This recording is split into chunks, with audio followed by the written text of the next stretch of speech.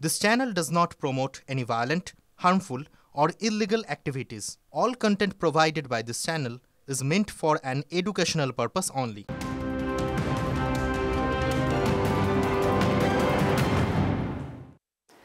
ভোটের আগে ফের সক্রিয় রাজনীতিতে শোভন। কালীঘাটের বাড়িতে অভিষেক শোভন বৈঠক। অভিষেকের সঙ্গে দেখা করতে সময় চেয়েছিলেন শোভন। আজ সকাল 11টার সময় দেন অভিষেক বন্দ্যোপাধ্যায়। 3 ঘন্টা পর তিনি এই কথা জানান এবং 3 ঘন্টা ধরে তাদের বৈঠক হয়। দলের হয়ে কাজ করতে চান শোভন। সেকেন্ড ইন কমান্ডের কাছে ইচ্ছে প্রকাশ করেন তিনি।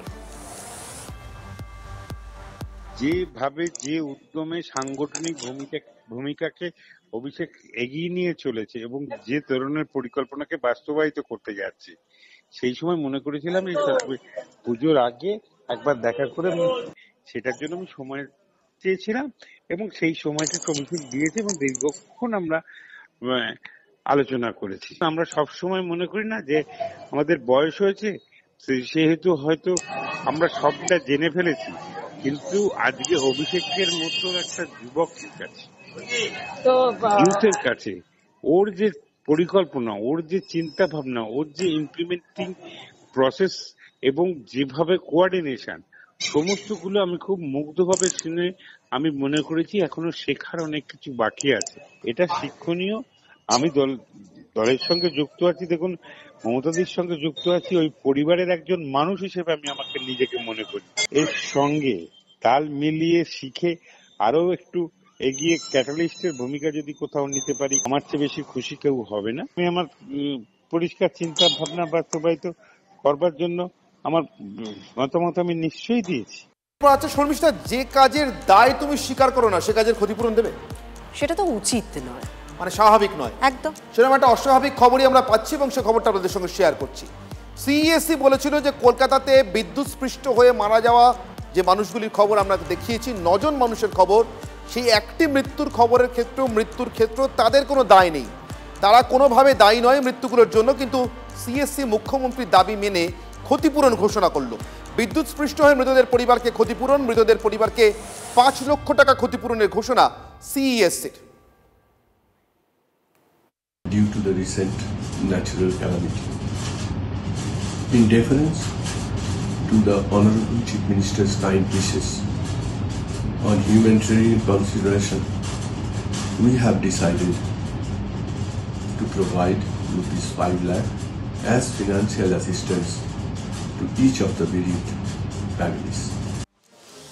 এই মুহূর্তের সব থেকে বড় খবর আপনাদেরকে আরো একবার জানিয়ে রাখি, কলকাতা শহরে 9 জন বিদ্যুৎস্পৃষ্ট হওয়ার ঘটনায়, অর্থাৎ সিইএসসি বিদ্যুৎ সরবরাহ করে এমন এলাকাতে মোট 9 জনের মৃত্যুর ঘটনায় সর্বশেষ যে মেঘভাঙা বৃষ্টি গত পরশু দিনে এবং তার আগের দিনে, সেই ঘটনার জেরে শেষ পর্যন্ত 9 জনের পরিবারকে, অর্থাৎ 9 জন মৃতের পরিবারকেই ক্ষতিপূরণ দেওয়ার ঘোষণা করলো CESC.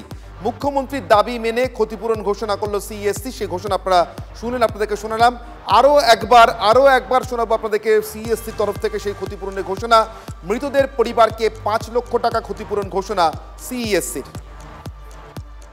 Due to the recent natural calamity, in deference to the Honorable Chief Minister's kind wishes, on humanitarian consideration, we have decided to provide ₹5 lakh as financial assistance to each of the bereaved families.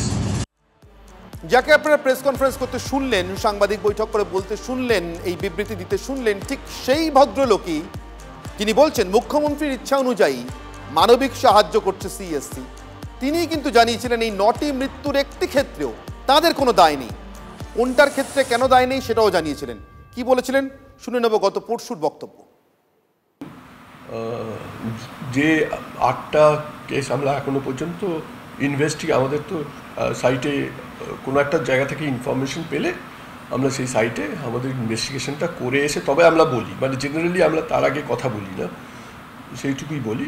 তো আমরা যেটুকু দেখেছি সেটা হচ্ছে যে এই 8টা যেটা ঘটেছে সেখানে 5টা হয়েছে কনজিউমারের নিজস্ব, মানে তার ইনস্টলেশনের ওয়্যারিং থেকে, মানে এটাতে মানে সিএসসির নয়, এটা তার নিজস্ব বাড়ির মধ্যে তার ওয়্যারিং তার থেকে হয়েছে।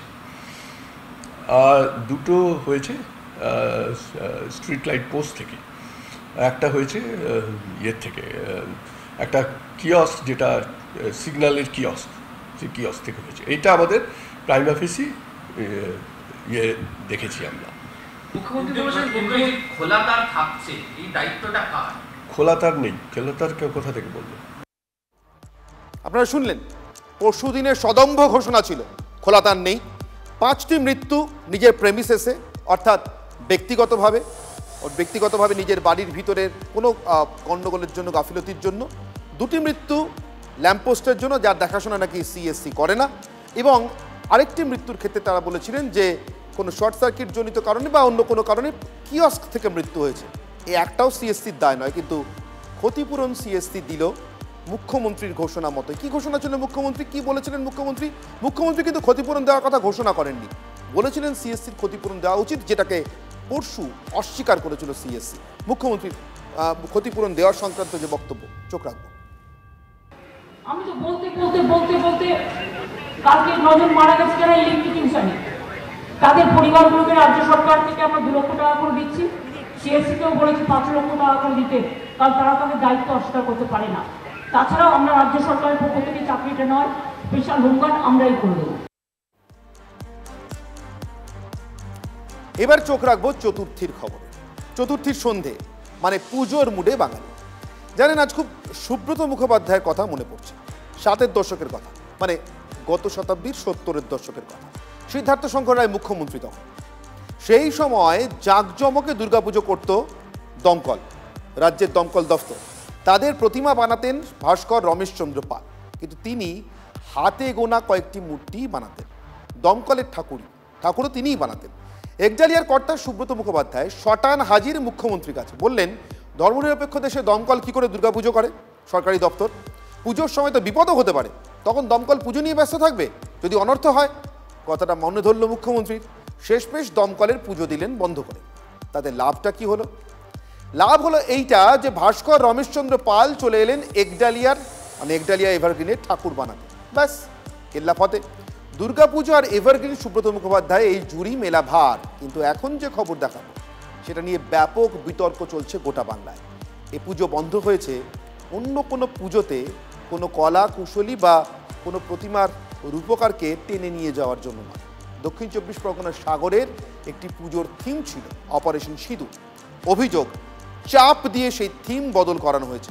নেপথ্যে জড়াচ্ছে সুন্দরবন উন্নয়ন মন্ত্রীর নাম। দক্ষিণ 24 পরগনার সাগরে দুর্গাপুজো ঘিরে যে অভিযোগ উঠছে, তাতে এই প্রশ্নটাই জোরালোভাবে উঠছে।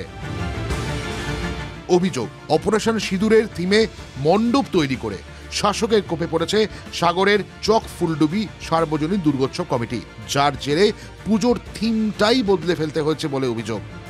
এবারে থিম ছিল অপারেশন সিঁদুর, আমরা কার্ডে ছাপিয়েছি, আমরা ফেস্টুন ব্যানার দিয়েছি, কিন্তু কিছু প্রশাসনিক চাপের ফলে আমাদেরকে এটা পিছিয়ে যেতে হয়েছে, আমরা বন্ধ করে দিয়েছি। স্থানীয় বাসিন্দারা বলছেন যে এলাকার বিধায়ক অর্থাৎ সুন্দরবন উন্নয়ন মন্ত্রীর চাপ ছিল।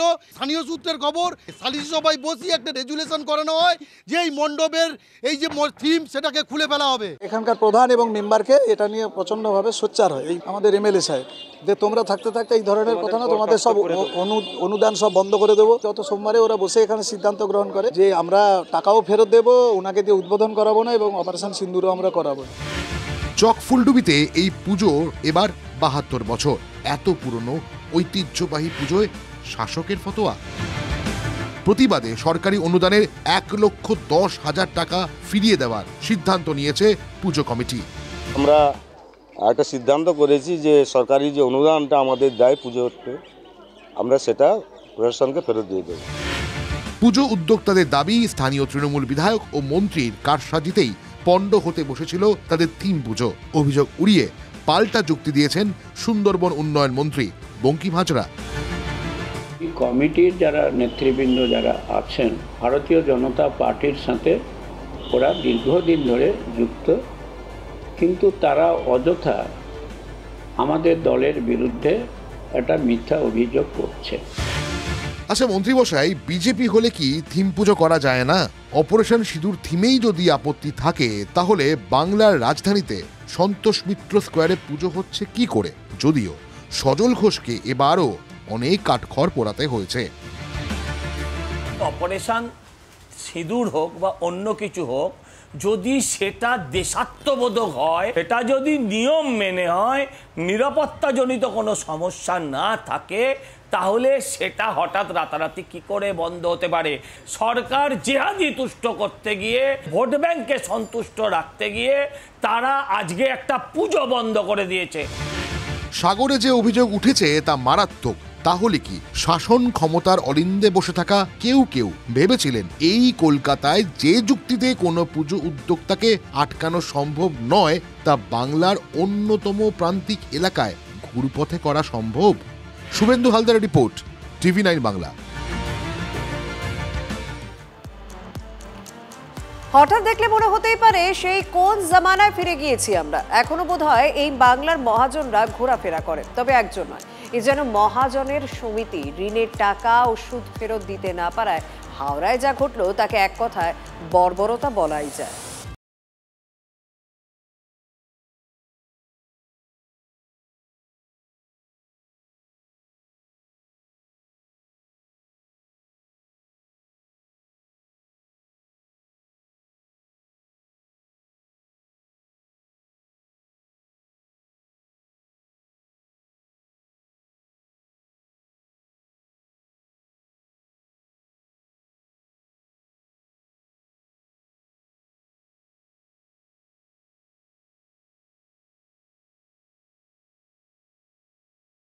পাতার সেই শাইলকেরই ভিন্ন সংস্করণ দেখা গেল হাওড়ায়। জগৎবল্লভপুরের রংমহলের বাসিন্দা প্রশান্ত সাঁতরা ও তার স্ত্রী লিপিকা ব্যবসার জন্য চড়া সুদে গ্রামের মহিলাদের থেকে টাকা ধার নিয়েছিলেন। ব্যবসা না চলায় সুদের টাকাও সময় মতো দিতে পারেননি দম্পতি। অভিযোগ, এরপরই মহিলার উপর শুরু হয় মানসিক নির্যাতন। মহিলাকে কিডনি বিক্রি করে টাকা শোধে চাপ দেওয়া হয়। রাজি না হওয়ায় মহিলাকে বাড়ি থেকে বের করে বাড়িতে তালা ঝুলিয়ে দেওয়া হয়। এখানকার লোক আমাকে হাড়ু বেড়া বলে ওরা আমাকে ঠিকানা দিল যে চাঁপাতলা একজন কিডনি দেবে, তুই কিডনিটা বিক্রি করে দেয়, এখানে সমস্ত দেনা মিটে যাবে। ওনার কথা শুনে আমি ফেব্রুয়ারিতে আমার ছেলে মেয়ে নিয়ে আমি বেরিয়ে গিয়েছিলাম কিডনি দিতে। দল মেয়েদের 4-5 জন মিলে গিয়েছিল খোঁজখবর নিতে যে কতদিন বাকি। সেখানকার ওই দাদা তখন বললো আমি কিডনি নেবো না, এত ঝামেলার মধ্যে আমি কিডনি নেবো না, তুমি চলে যাও। আমার মা বাবাকে মারধর করেও যখন আমাকে পাইনি, আমাকে ফোনে ধমকানি দিতে গেল, তখনও যখন পাইনি আমার বাড়ি ঘরদর ভেঙে লুট করে সব কিছু নিয়ে চলে গেছে। ঘটনার পর প্রায় 6 মাস 2 সন্তানকে নিয়ে এলাকা ছাড়তে বাধ্য হন ওই দম্পতি। নিজের ঘর ছেড়ে অন্যত্র ভাড়া থাকতে শুরু করেন। বুধবার সুদে টাকা ধার দেওয়া মহিলারা লিপিকার বাড়িতে চড়াও হন। বাড়ি ভাঙচুরের পর আলমারি, টিভি থেকে যাবতীয় সরঞ্জাম লুট করে নিয়ে চলে যায়। টাকা ধার দিলেও সুদ নেওয়ার কথা অস্বীকার করেছেন অভিযুক্তরা। বলতে কিছুই নেই, খালি মানে আমাদের নামে যে সব পাকাগুলো নিয়েছিল, শুধু পাকাটা নিয়েছি। আপনারা এমনিই দিয়েছিলেন? কত টাকা দিয়েছেন আপনি? হ্যাঁ 40,000 করে, 3টে লোন আছে, 40,000 টাকা করে, 60,000 টাকা করে, আবার একটা আছে 30,000 টাকা। আপনাকে কি কোনো টাকাই দেয়নি? কিছুই দেয়নি। আগে গ্রুপ দিতে পারছি না, আমার 10,600 টাকা কিস্তি এবং কালকেই দিতে হবে।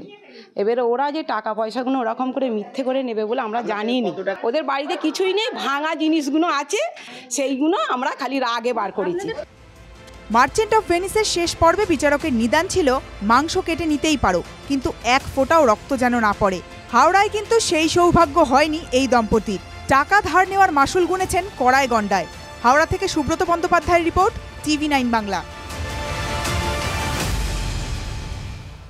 চতুর্থীর সন্ধ্যেতে কলকাতায় ঝমঝমিয়ে বৃষ্টি শুরু হয়েছে। দক্ষিণবঙ্গের বিভিন্ন জেলায় এই মুহূর্তে মুষলধারায় বৃষ্টি। পূজার প্রত্যেক দিন বিক্ষিপ্ত বৃষ্টির পূর্বাভাস রয়েছে।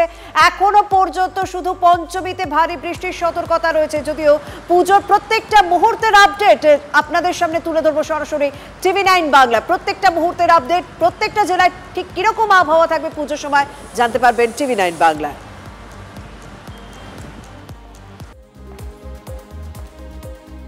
পুজো চলে এলেও মেলেনি 3 মাসের বেতন, বকেয়া বোনাসও। এই হকের দাবিতে রায়গঞ্জ পুরসভার সামনে বিক্ষোভ শতাধিক অস্থায়ী করবে। প্রতিশ্রুতির স্বাদ মেলেনি কানাকুড়ি। দাবি পূরণ না হলে আরও বড় আন্দোলনের হুঁশিয়ারি অস্থায়ী পুর কর্মীদের। যদিও এই বিষয়ে কোনো প্রতিক্রিয়া মেলেনি পুর প্রশাসকের। রাজ্যে নারী নির্যাতন, ছাত্রী নিগ্রহ সহ একাধিক ঘটনার প্রতিবাদে সরব আদিবাসী সংগঠন। তীর ধনুক হাতে নিয়ে গোঘাট থানায় বিক্ষোভ ভারত জাকাত মাঝি পরগনার। গোঘাটের বিভিন্ন এলাকা ঘুরে থানায় শেষ হয় আদিবাসী সংগঠনের প্রতিবাদ মিছিল। এরপর স্মারকলিপি জমা দেন বিক্ষোভকারীরা। রামপুরহাটে ছাত্রী খুনে দোষীদের কড়া শাস্তির দাবি। বাঁকুড়া সদর থানা ঘেরাও করে বিক্ষোভ আদিবাসীদের। 28 আগস্ট নিখোঁজ হয় 7ম শ্রেণীর ছাত্রী। 20 দিন পর জঙ্গলে ছাত্রীর বস্তাবন্দি টুকরো টুকরো দেহাংশ মেলে। গ্রেপ্তার গৃহশিক্ষক। ছাত্রী খুনের প্রতিবাদে গতকাল পাঁচবাগায় পথ অবরোধ আদিবাসী পড়ুয়াদের। পুজোর মুখে ভয় ধরাচ্ছে গঙ্গা ভাঙন। হুগলির শ্রীরামপুরে গঙ্গা গর্ভে তলিয়ে যাচ্ছে বাড়িঘর, রাস্তাঘাট। আতঙ্কে নেহরুনগর কলোনির বাসিন্দারা। সিদ্ধেশ্বরী তলা থেকে মাহিষ পর্যন্ত বহু জায়গায় ভাঙনের চিহ্ন। অবিলম্বে ব্যবস্থা না নিলে ঘনবসতিপূর্ণ এলাকা তলিয়ে যাওয়ার আশঙ্কা স্থানীয়দের।